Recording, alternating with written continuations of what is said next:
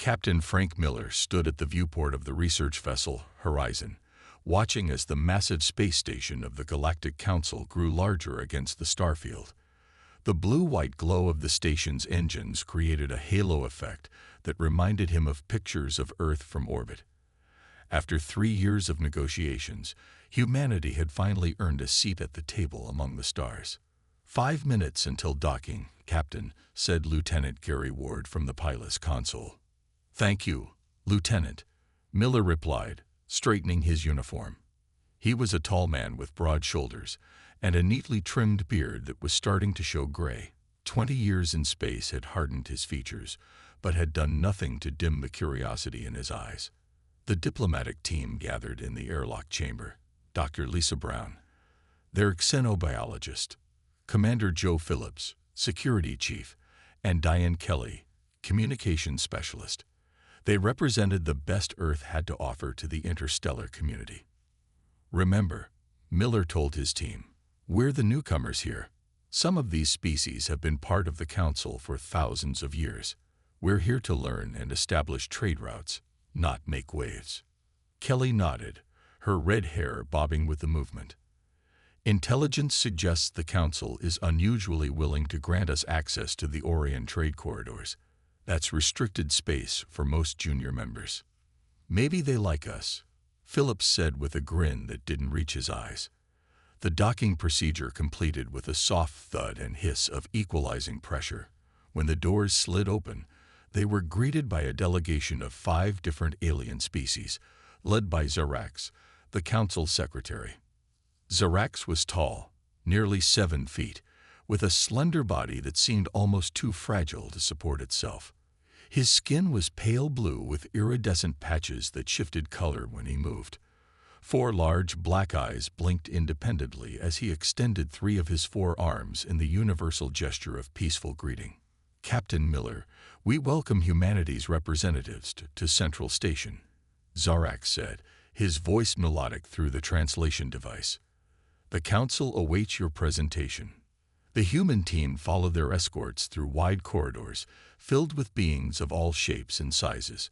Some walked on multiple legs, others floated in containment fields, and a few moved in ways that defied easy description. Miller noticed how the crowd parted for them, maintaining a distinct distance from the humans. The council chamber was a vast amphitheater with hundreds of representatives seated on tiered platforms. The humans were directed to a speaking area in the center, where Miller delivered Earth's formal proposal for expanded trade rights. Throughout his speech, Miller noticed the subtle reactions of the council members, the way some leaned forward with interest while others shifted uncomfortably in their seats. There was an undercurrent of tension he couldn't quite place. After 3 hours of discussion and questioning, the council voted overwhelmingly to approve humanity's request for access to the Orion corridors. This is unprecedented, Zarax told them afterward during a reception. Your species has been granted privileges that typically require decades to earn. We're grateful for the council's trust, Miller said, raising a glass of blue liquid that smelled like mint and tasted like honey. Perhaps we could host the next meeting aboard the Horizon. Our ship has excellent facilities. The reaction was immediate and unsettling. The aliens near them stiffened.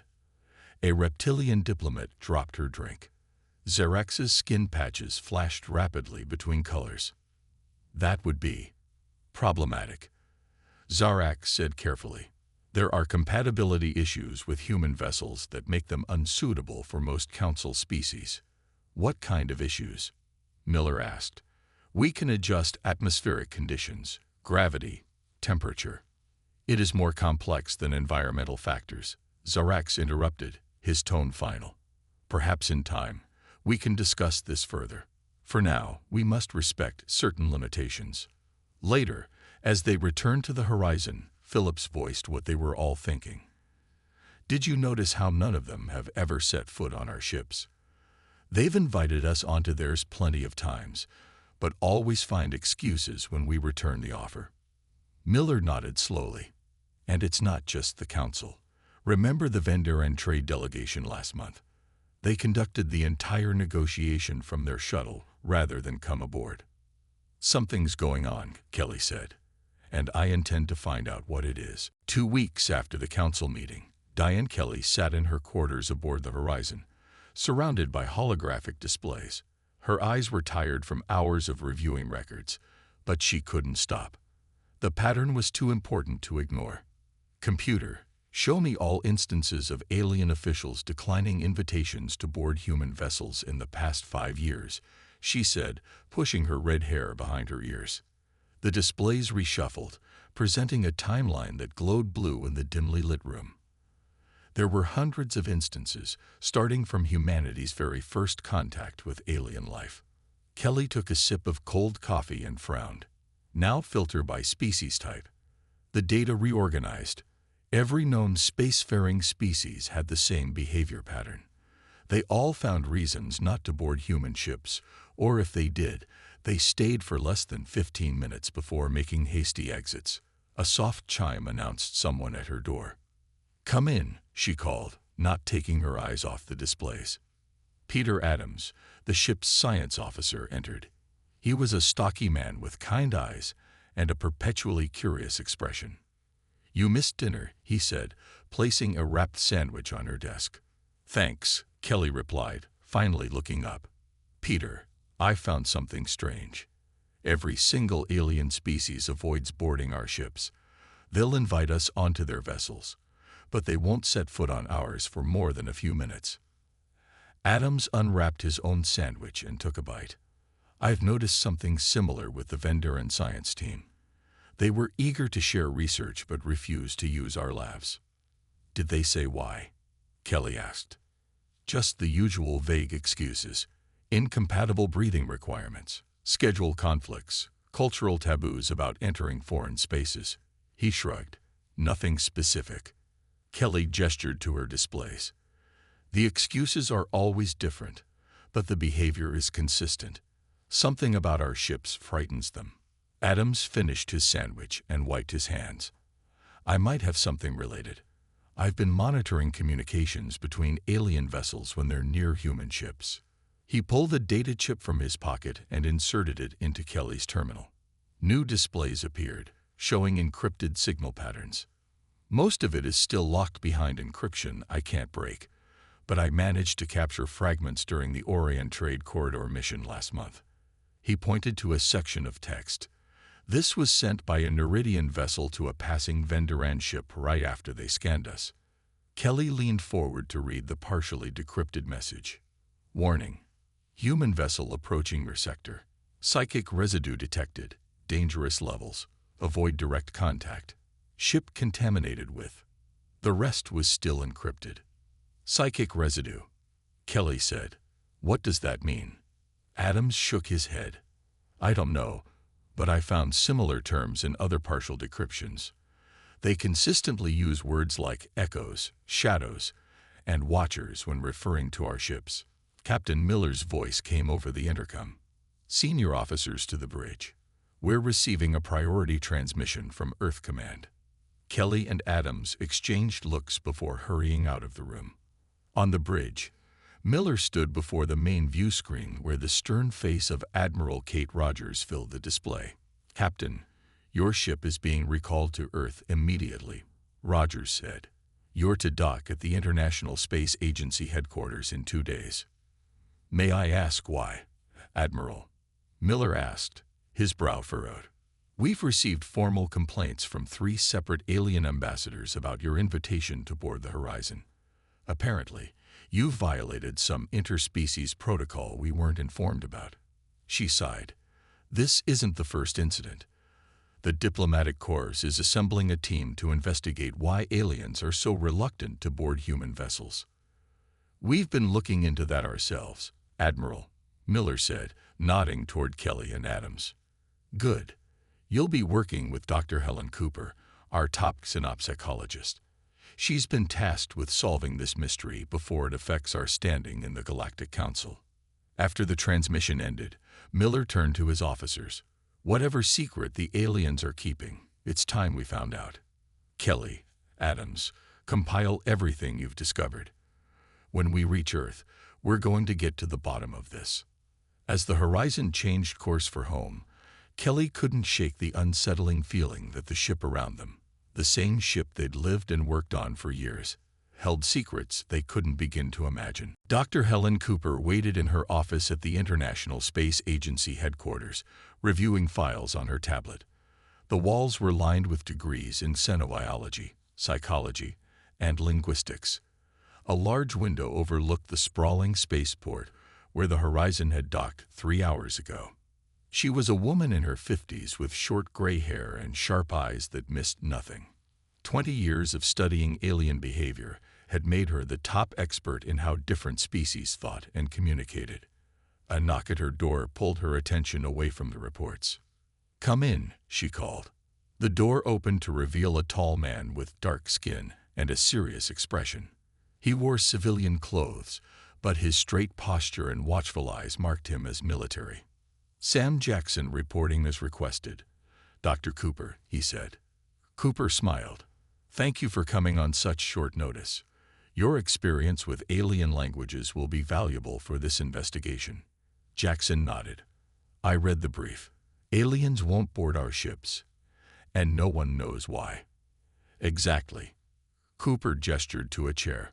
"We have 7 different alien embassies on Earth now, and not one of their diplomats has spent more than 10 minutes on any human vessel. And they won't tell us why," Jackson said, sitting down. "They either avoid the question or give answers that don't make sense." Cooper pushed her tablet across the desk. "But we have new data from the Horizon crew that might help us understand." Jackson skimmed through the information. "Psychic residue. Echoes. Shadows. This sounds like ghost stories." Cooper finished for him. "Yes, I thought the same thing." A soft chime indicated another visitor. Captain Miller entered the office, followed by Kelly and Adams. After quick introductions, they gathered around Cooper's desk as Adams shared their findings from the Horizon. "So the Neridian message specifically mentioned contamination?" Cooper asked. Adams nodded. "Yes, and we've intercepted similar communications from other species." "We need to speak directly with the aliens," Cooper said. "Tonight there's a diplomatic reception at the Galactic Embassy. All the ambassadors will be there." "But they haven't answered our questions before," Kelly pointed out. "Why would they start now?"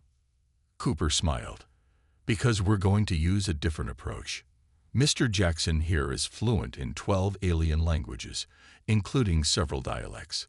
He'll speak to them directly, without translation devices. Many species let their guard down when they think humans can't understand them perfectly," Jackson explained. "And translation devices often miss cultural nuances." That evening, the team arrived at the Galactic Embassy, a stunning building with architecture designed to accommodate all member species. Garden areas had different atmospheric conditions, and gravity levels varied from room to room. The main reception hall was filled with diplomats, scientists, and officials from 20 different worlds. The humans split up, each with assigned targets to observe and engage. Jackson approached the refreshment area where several Neridian diplomats gathered. The Neridians were aquatic beings who wore special moisture suits on land. Their skin was blue and green, with gill-like structures on their necks. He picked up a glass of fermented algae, a Neridian delicacy, and positioned himself near a junior diplomat named Krell. For 2 hours, Jackson made casual conversation in perfect Neridian, gaining the young diplomat's trust. When Krell consumed his 4th glass of algae, his gill structures flushed a deeper blue, a sign of intoxication. Jackson carefully steered the conversation toward human ships. "I've never understood why you avoid our vessels," he said in Neridian. "The accommodations aren't that bad." Krell's large eyes widened, and he looked around nervously. "It is not spoken of with outsiders." "I'm just curious," Jackson pressed gently. "Is it something we've done wrong?" Krell leaned closer, his voice dropping to a whisper. "We see what you cannot. The shadows that walk your halls. The watchers in the walls." He shuddered, droplets of moisture falling from his suit. "Your ships are haunted by your own kind." Before Jackson could ask more, a senior Neridian diplomat hurried over and led Krell away. shooting Jackson a suspicious look. Across the room, Jackson caught Cooper's eye and gave a subtle nod. They had their first real clue, and it was stranger than anything they could have imagined. Dr. Cooper paced her office the next morning, her mind racing. Captain Miller, Kelly, Adams, and Jackson sat around the conference table, watching her. "Haunted," she said, stopping suddenly. The Neridian used the word haunted. "This matches the fragments about shadows and watchers in the communications you intercepted. But ghosts aren't real," Adams said, frowning. "And even if they were, why would aliens see them on our ships when we don't?" Cooper turned to face them, her eyes bright with excitement. "What if they're not seeing ghosts as we understand them? What if they're perceiving something that humans simply can't detect?" She pulled up a holographic display showing the sensory capabilities of various alien species. Neridians can see into the ultraviolet spectrum. Venderans detect electrical fields. Xerax's species can sense quantum fluctuations. "You think they're seeing something real that our senses can't pick up?" Miller asked. "Exactly." Cooper nodded. Different species evolved different perceptual systems based on what helped them survive. What if aliens have senses that allow them to perceive something about humans or our environment that we ourselves can't detect? Jackson leaned forward. "So our ships aren't actually haunted, but to them, they appear to be." "It's just a theory," Cooper said, "but it would explain why they avoid our ships while being perfectly comfortable around humans in other settings." Kelly tapped her fingers on the table. "How do we test this?" "We need to see what they see," Cooper replied. "And I know just the people to help us." That afternoon, they met with Dr. Alan West and Dr. Olivia Martinez in a lab deep within the space agency complex. West was a neurologist who specialized in sensory perception, while Martinez was a quantum physicist whose work focused on the intersection of consciousness and quantum mechanics. "Fascinating theory," West said after Cooper explained her idea. He was a thin man with thick glasses and energetic hands that moved as he spoke. "We might be able to modify alien sensory technology to let humans experience these same perceptions." Martinez nodded in agreement. Her dark hair was pulled back in a practical ponytail, and her lab coat had equations scribbled on the pockets. "If we combine Venderan field detection with Meridian spectrum analyzers, we could create devices that translate whatever they're sensing into something human brains can process." "How long would it take to build these devices?" Miller asked. "A few days with the right resources," Martins replied. "But we'll need a test site, preferably a human ship that hasn't been used much yet." "The Discovery," Miller suggested. "It's a new research vessel, just completed last month. No crew assigned yet. Minimal human presence during construction thanks to automated systems." "Perfect," Cooper said. "If there's something about human presence that creates these phenomena, a new ship should have less of it. We can establish a baseline." For the next 3 days, the team worked tirelessly. West and Martinez built helmet-like devices using modified alien technology obtained through scientific exchange programs. The devices would translate non-human sensory data into visual and auditory information that humans could understand. On the 4th day, they gathered at the orbital dock where the Discovery waited. The ship was sleek and modern, its white hull gleaming under the lights. "Remember," Cooper said as they prepared to board, "we're looking for anything unusual, anything that might explain why aliens are so afraid of our ships." They each put on one of the sensory devices, bulky helmets with various attachments and wires connecting to small backpacks filled with processing equipment. "These look ridiculous," Jackson commented, adjusting his helmet. "But they might let us see what aliens see," Cooper reminded him. As they stepped onto the Discovery, the ship's systems came to life around them, lights brightening and air circulation humming. "Sensors online," Martins said, checking a handheld device. "Let's start with the main corridors and work our way toward high-traffic areas, like the bridge and crew quarters." Miller led the way, walking slowly down the pristine corridor. For the first few minutes, nothing seemed unusual through the helmet's displays. Then Adams stopped suddenly, staring at a wall junction. "Wait," he said, his voice tense. "Is anyone else seeing that?" The others turned to look where he was pointing. Through their helmet displays, they could see something that wasn't visible to the naked eye. A faint, human-shaped shimmer in the air, like heat rising from hot pavement. Everyone gathered around Adams, staring at the human-shaped shimmer through their special helmets. It hovered near the wall junction, faint and transparent, like looking at a reflection in moving water. "I see it," Cooper whispered. "What is that?"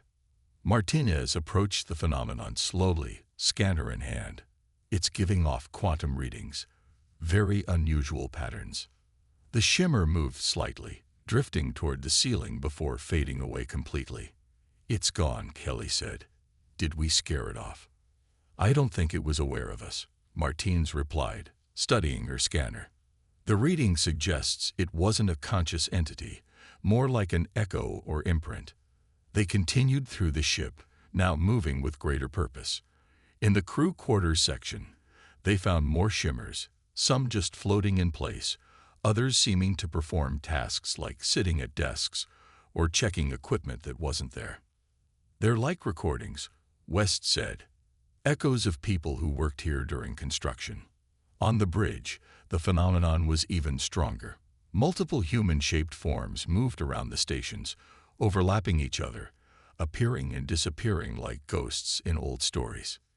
"This is unexpected," Miller said, watching a shimmer sit in what would be the captain's chair. "If this is what aliens see when they come aboard our ships." Martinez nodded. "A new ship like Discovery has these faint imprints. Imagine what they see on older vessels with years of crew presence. The horizon would be filled with these," Kelly realized. "Thousands of echoes of everyone who ever served aboard." Cooper removed her helmet, rubbing her eyes. The others followed suit, the bridge now appearing normal again, empty and waiting for its first crew. "So these echoes or imprints," Cooper said, "they're left behind somehow by human brains." "Not just brains," Martine said, excitement in her voice. "I think it's consciousness itself. Look at this data." She showed them readings on her device. "These quantum particles are similar to patterns we see in active human brains during thought processes. Somehow, these particles are being emitted by humans and embedding themselves in the ship's materials. Like psychic fingerprints," West added. "The more humans spend time in an area, the more of these particles accumulate, and the more intense the experiences in that area, the stronger the imprint." Martinez continued. "That explains why the bridge shows more activity. It's where the most crucial and emotionally charged work happens." They moved to the medical bay, which was still being set up. Even though no medical procedures had been performed yet, there were several shimmers around the main surgical area. "The construction workers must have had strong emotional responses in this room," Cooper suggested. "Perhaps anxiety about installing critical life-saving equipment correctly." West nodded. "Emotions amplify the effect. Fear, stress, joy. They all create stronger imprints. So our ships are basically covered in the emotional and mental echoes of every human who's ever been aboard," Miller said slowly. "And aliens can see these naturally without special equipment." "Not just see," Martinez corrected. "Based on what we know about various species' sensory systems, many would experience these echoes as more than visual phenomena. Some might hear thoughts, feel emotions, or even perceive these imprints as conscious entities." "No wonder they're terrified," Jackson said. "Imagine boarding the ship and suddenly being surrounded by hundreds of partial human consciousnesses, talking, moving, feeling, but not physically there. To them, our ships really are haunted," Cooper concluded. "Haunted by fragments of human minds." They gathered their equipment and returned to the airlock. As they prepared to leave, Miller looked back down the empty corridor. Now that he knew what was there, he found himself straining to see the shimmers without the helmet. "All this time," he said quietly, "we've been surrounded by our own echoes, and never knew it." "The question now," Cooper said, "is what do we do with this information? And how do we explain it to the Galactic Council? As they departed the Discovery, Martinez was already planning their next steps. We need to return to the horizon, she said. If the Discovery has these imprints after minimal human presence, the horizon will show us what aliens have been seeing on our ships all along. The team fell silent, each imagining what horrors aliens must perceive when stepping onto a well-used human vessel, corridors crowded with the accumulated psychic residue of years of human thoughts, feelings, and experiences. 2 days later, the team gathered at the docking bay where the horizon was moored. The ship looked the same as always, a sleek research vessel with the Earth flag painted on its hull, but they all viewed it differently now. We need volunteers from various species to confirm our theory, Cooper said. I've spoken with some of the more open-minded ambassadors. 3 have agreed to help us if we can provide protective measures. What kind of protection? Miller asked. Martinez held up modified helmets, smaller and more elegant than their earlier versions. These should filter the psychic imprints, making them less overwhelming. They're based on Venderan meditation technology. Their alien volunteers arrived an hour later. A Venderan named Krill, a Neridian scientist called Mosa, and a small furry being named Tulks from a species known for their technological prowess. Krill was tall and thin with pale skin that glowed faintly from within. 4 arms emerged from a central torso, and large eyes blinked slowly as he studied the humans. I am a telepath by your standards, Krill explained in a soft voice. My people can sense thoughts and emotions naturally. This is why we avoid human vessels. The overflow is painful. Mosa, the Neridian, bobbed his blue-green head. We see energy patterns beyond your visual spectrum. Your shifts shine with mental light that moves and speaks. Tulks, barely reaching Jackson's waist, chittered through a translation device. My people map quantum states as part of our environmental awareness. Your vessels contain quantum anomalies that our brains interpret as sentient beings. The plan was simple. They would escort their alien volunteers through different sections of the horizon, while monitoring their responses. Some areas would be newer additions to the ship, others would be original sections with years of human occupation. The aliens put on the protective helmets and entered the horizon's airlock. Even with the protection, they'd moved cautiously, like people entering a building they believed to be structurally unsound. We'll start with the cargo bay, Miller suggested. It was recently renovated and sees minimal crew activity. In the cargo bay, the aliens seemed relatively comfortable. Mosa took readings with a device of his own making, while Krill stood with eyes closed, sensing the environment. I detect approximately 12 distinct imprints, Krill said. Most are faint, background noise to my perception. They moved next to the mess hall, a place filled with daily human activity and emotion. The aliens' reactions were immediate and visible. Tulks's fur stood on end, while Mosa's gill structures fluttered rapidly. So many, Mosa whispered. They move through each other, talking, laughing. I see crew members eating at tables that aren't there. Krill seemed the most affected. He leaned against a wall, all 4 hands pressed to his helmet. Happiness, frustration, friendship, arguments about sports, romance, all layered on top of each other. It's like standing in a crowded room where everyone is shouting different stories at once. Their final destination was the medical bay. This room had seen life and death situations, emergency surgeries, painful recoveries, and moments of relief when treatments succeeded.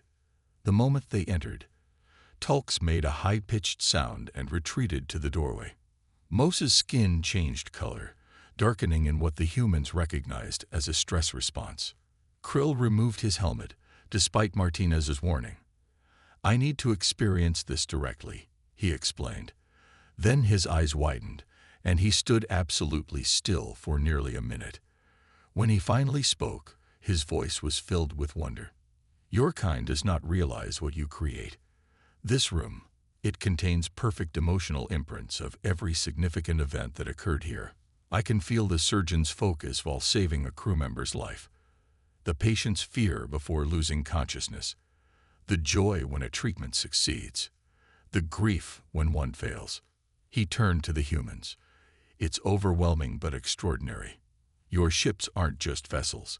They're living archives of human experience. Every emotion, thought, and memory leaves its trace. For telepathic species like mine, entering your ships is like drowning in an ocean of human minds, both present and past. Cooper took careful notes. Would it be accurate to say that most species find this frightening? Terrifying. Mosa confirmed. It's like being surrounded by ghosts that can touch your mind. As they left the medical bay, Miller had a thoughtful expression. I wonder if we could somehow help aliens filter these experiences, the way Krill's people filter thoughts during large gatherings. Perhaps, Krill said. But first your scientists must understand exactly how human consciousness creates these imprints. That is the key to solving this mystery completely. Back at the Space Agency laboratory, Dr. West analyzed brain scans from their alien volunteers alongside human neural patterns. His desk was covered with holographic displays showing colorful brain activity models that rotated slowly in the air. I figured it out, he announced as the team gathered around him. The mechanism behind the phenomenon is fascinating. He pointed to a human brain scan. Our brains emit a type of quantum particle during normal thought processes. I'm calling them psychons for now. These particles are produced constantly, but in greater numbers during intense emotional states. Cooper leaned closer to the display. And aliens can perceive these particles naturally. Yes, but that's only half the story, West continued. The really interesting part is what happens to these particles after they're emitted. He switched to a display showing the molecular structure of various metals. The alloys we use in shipbuilding have an unusual property. They can trap these psychons. The particles embed themselves in the metal structure and remain there, continuing to emit the same pattern that created them. So our ships become permanent recorders of human consciousness, Martine said, understanding dawning on her face. Exactly, West confirmed. The particles remain active for years, possibly decades, creating a growing layer of psychic imprints. For most alien species, this is overwhelming because their brains evolved to perceive these particles as a survival mechanism. What kind of survival mechanism? Miller asked. Different for each species, West explained. For predator species, it helped them track prey through psychic traces. For prey species, it helped them detect predators before seeing them. For social species like the Vendarans, it developed into telepathy. Kelly, who had been quiet until now, spoke up. So humans are the only species whose ships have this problem. As far as we can tell, yes, Martins answered. Our research shows that human brains produce far more of these particles than any other known species, and the specific alloys we use in our ships trap them more effectively. It's like we accidentally created psychic recorders, Adams said. Every ship we build becomes a library of the experiences of everyone who serves on it. West nodded. And for aliens, entering our ships is like walking into a room full of disembodied human thoughts and emotions that they can't turn off or ignore. Miller paced the room, considering the implications. So what do we do? Redesign all our ships with different materials. That would take years and cost billions. I don't think we need to, Martins said thoughtfully. Now that we understand the mechanism, we can develop technology to either shield the particles or help aliens filter the input. Or, Cooper suggested, her eyes lighting up with a new idea. What if we turned this disadvantage into something positive? Everyone turned to look at her. What do you mean? Jackson asked. These psychic imprints contain valuable information, experiences, knowledge, even problem-solving approaches used by crew members in the past, Cooper explained. If we could find a way for humans to perceive them too, our ships would become more than transport vessels. They would be repositories of human knowledge and experience. Martinez snapped her fingers. We could modify our helmet technology to let humans tap into this psychic database. Imagine new crew members being able to access the experiences of those who came before them. It would revolutionize training, Miller said, catching their enthusiasm. New officers could learn from the actual experiences of veterans, not just simulations. But first, West cautioned, we need to present our findings to the Galactic Council. They deserve to know why human ships appear so frightening to them. Cooper nodded. We'll prepare a full report, but let's also show them that what they feared as a threat could actually be an opportunity for unprecedented cultural exchange. As the team dispersed to prepare their findings, Dr. West remained in the lab, studying the particle readings. He made a final note in his research log. Human consciousness leaves traces in the physical world in ways we never imagined. Our ships don't just carry our bodies through space. They carry the accumulated wisdom and experience of everyone who has ever served aboard them. We are never truly alone in the void. 1 month later, Captain Miller stood in the grand chamber of the Galactic Council. The tiered seating around him was filled with representatives from over 200 species. Dr. Cooper, Martinez, West, Kelly, Adams, and Jackson stood beside him, along with their alien volunteers. Honored council members, Miller began, we've discovered why our ships have been causing distress to your peoples, and we found a solution that might turn this challenge into an opportunity for all of us. He gestured to Martinez, who activated a holographic display in the center of the chamber. It showed the quantum particle emissions from human brains and how they became trapped in ship materials. Human consciousness creates imprints that most of your species can perceive naturally, Miller explained. When you board our ships, you experience the accumulated thoughts and emotions of everyone who served aboard them. For you, our vessels appear filled with disembodied human presence. Murmurs spread through the chamber as many representatives nodded in understanding. Instead of changing our ships or asking you to endure this discomfort, Miller continued, we've developed technology that allows controlled interaction with these psychic imprints. West stepped forward, holding one of their refined helmets. This device can filter the input for species who find it overwhelming. But it can also do something more valuable. It allows humans to perceive these imprints too. Cooper took over. We propose reclassifying human vessels as living archives, ships that carry not just their crews, but the accumulated experiences of all who served aboard them. With proper technology, these archives can be accessed safely by all species. Zarax, the council secretary, leaned forward. You suggest we view your vessels not as contaminated, but as repositories of knowledge. Exactly, Cooper replied.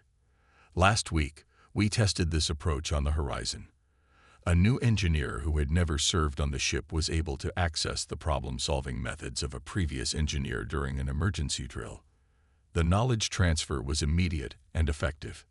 Krill, their Vendaran volunteer, addressed the council. I have experienced these archives firsthand. While initially overwhelming, with proper filtering, they offer unprecedented access to human problem-solving, creativity, and perspective.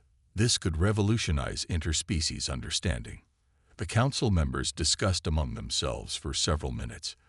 Finally, Zarax spoke again. The council proposes a compromise. Human vessels will be designated as living archives in all official documentation.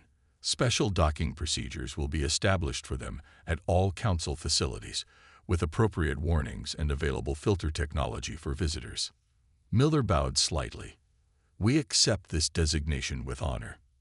In the weeks that followed, the team's discovery changed how humanity viewed its own ships.